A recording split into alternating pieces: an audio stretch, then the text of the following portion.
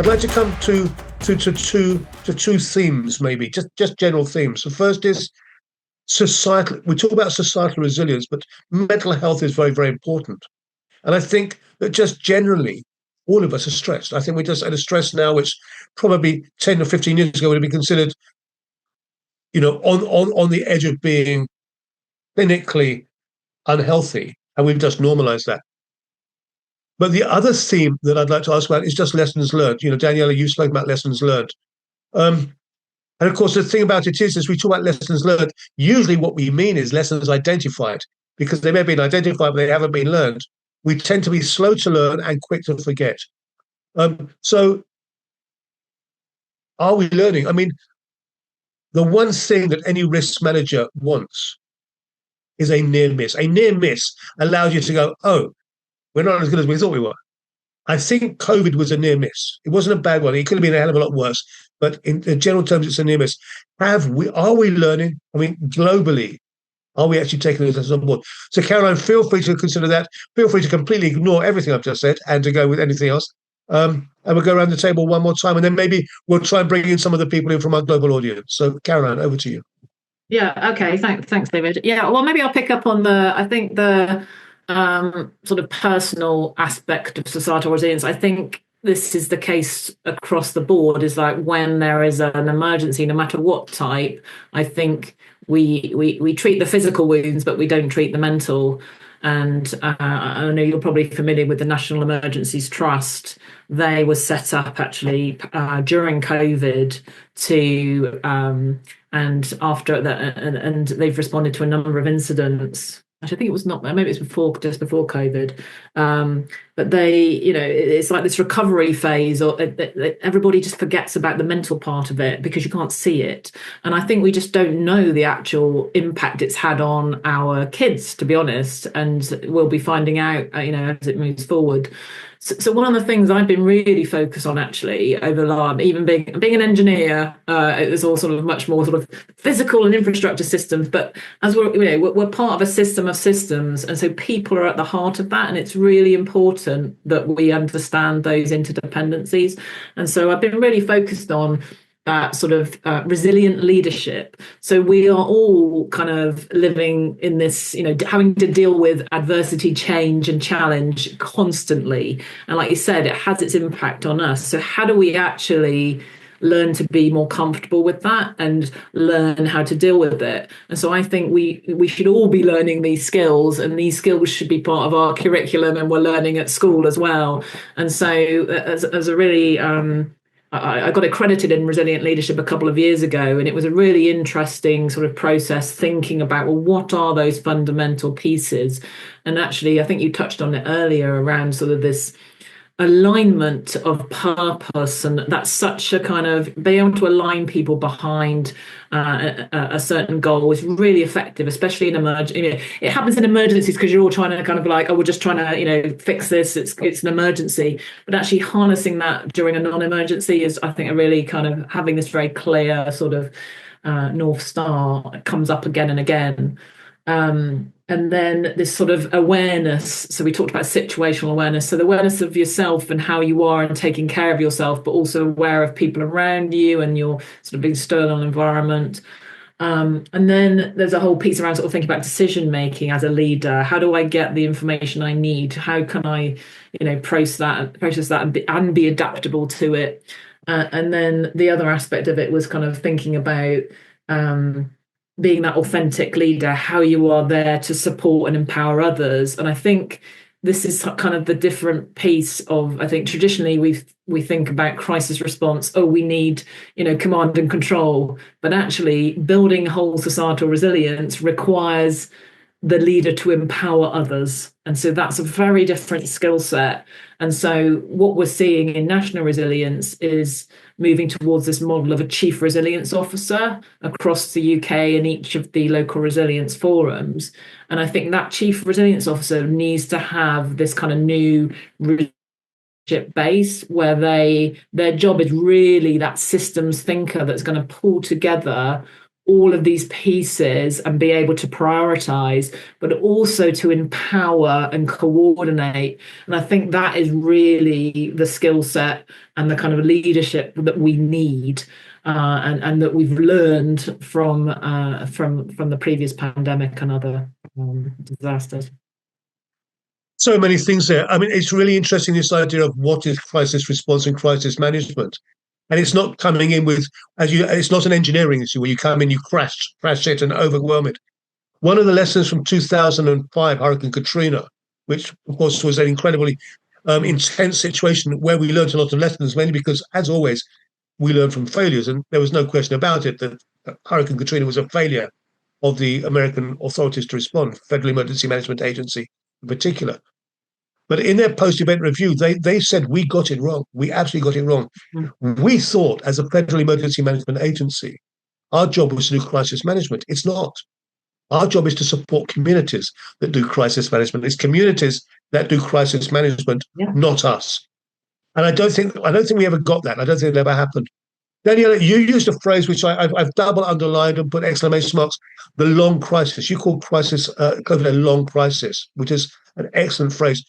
We are not good at long crises, are we? We expect things to happen, and then 12 hours later it goes, somebody knows how to fix it. 12 hours later it's good, better. If it's not done in 72 hours, we get worried. But we have the expectation that it will be fixed. And of course, COVID was the first really global long crisis. I really found that really interesting. So please feel free just to mention anything, riff off anything that Caroline or Nadine has spoken about, and to bring us your thoughts on that. Well, yes, COVID was a very long crisis, and especially leadership and governments were not prepared for such a long time of a crisis, as training mostly focuses on floods or storms, and never on healthcare crisis, and especially not ones who take several years. Yeah. But as a society, we have several different crises. We have the climate crisis, for example, as well, and as you said, mentally. Especially, we have a healthcare crisis with our young people, so children and adolescents. So we should actually, there was the climate anxiety, which we should already have tackled a few years ago. And now COVID worsened the whole mental health situation of the next generation, actually. And to approach and tackle that would also be from a public health and from, let's say, the future of our society itself would be very important. Difficult is it should be a multi-level approach to tackle the mental health situation of our children. And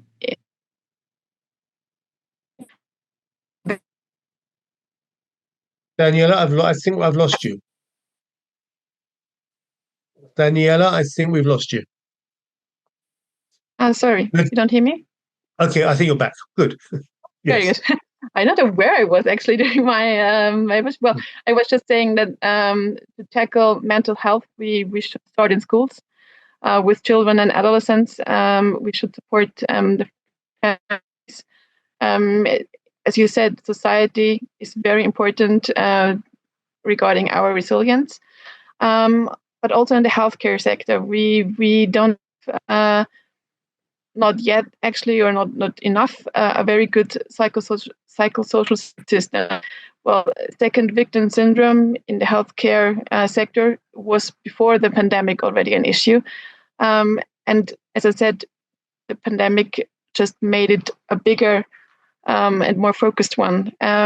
Peer systems should be introduced in our healthcare systems to support, because as we saw in our research, the peers are the most important support system for healthcare workers. But one thing I remember you mentioned before, and you've gone again, Daniela. I think you've gone again. I'm back. You are back. Am I back? You are back. Very good. So as I said, for me, tackling psychosocial support in healthcare systems, leadership is very important. Leadership is key because you have to prepare your teams, your staff, your organization for the next crisis, because you cannot implement systems to support, especially mentally, during a crisis. So you have to prepare in, let's say, peaceful times for the future. So preparedness is very important, and leadership itself, so the leadership style, it is not the same during normal, regular, daily routine as it should be during a pandemic or a crisis. And it's also different between a short crisis and a long-term crisis.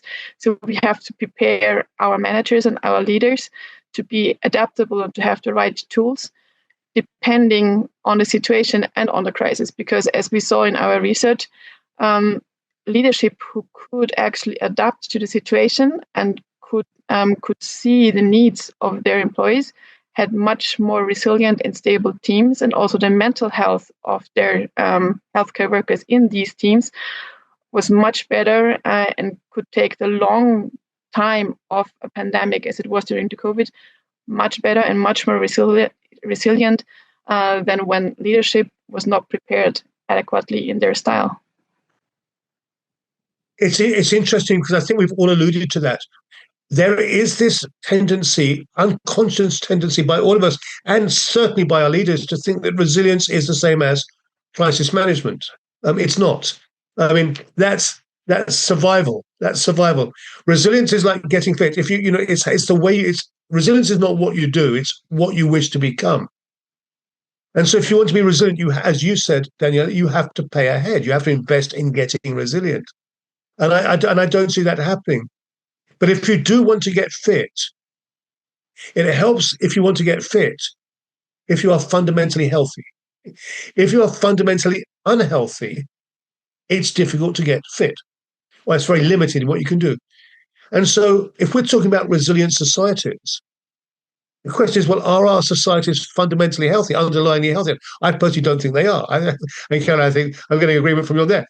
And given the incredible stresses which are increasing for various reasons on our societies, the question is, how do we overlay resilience on top of that? Nadine, I'll come to you on that. I'm then going to open up the floor. If anybody would like to come in and ask a question from the floor, we have this as a meeting, not as we have this webinar, but please ask your questions in the chat and we'll bring that in. And we'll refer to that. And then we'll go around the table. And then Nadine will give you some time to talk about empowerment for pandemia as the program. We're already halfway through our time. I can't believe it. Time does go fast. So, Nadine, do you want to come in and have a quick chat about some of the things we've spoken about? Then we will open up the floor. Please do put questions in the chat and we'll refer to those and sort of riff off those. Nadine, over to you. Yes, thank you. And again, Caroline and Daniela, it was very interesting to listen to your contributions. And I'm going to start to talk a little bit about the Empowerment for Pandemias project, because I am incredibly pleased. I mean, for me, this conversation that we're having is a sense check, because obviously we have developed our training program for the primary healthcare sector that we'll be talking about later.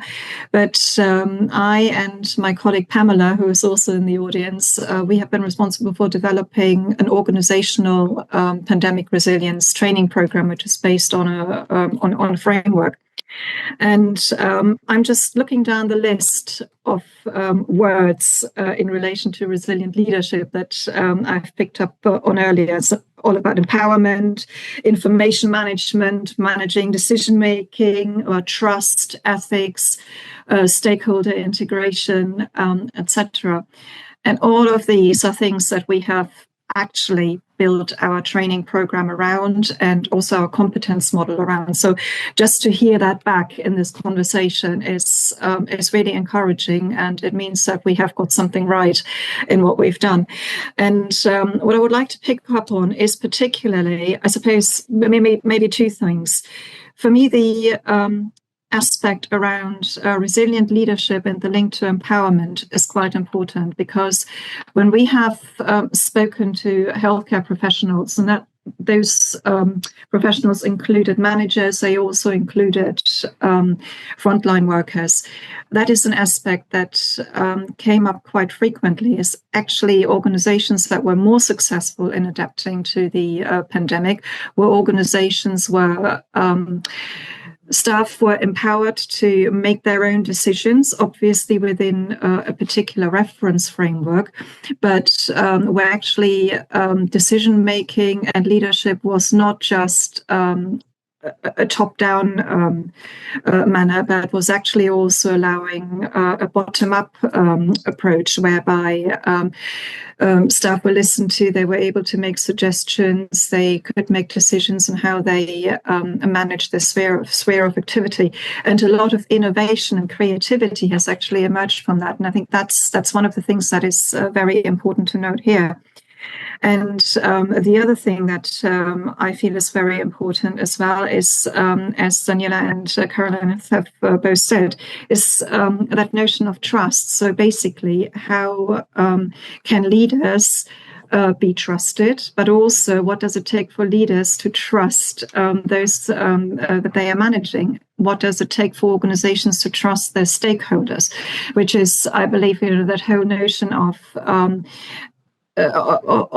looking at the whole matter systemically becomes quite evident, because we have individuals working in organizations. These individuals need to be empowered to do a particular job. They need to understand what their job is. They need to understand the impact of decision making, and they are part of an organization that needs to enable them. So what does that actually mean?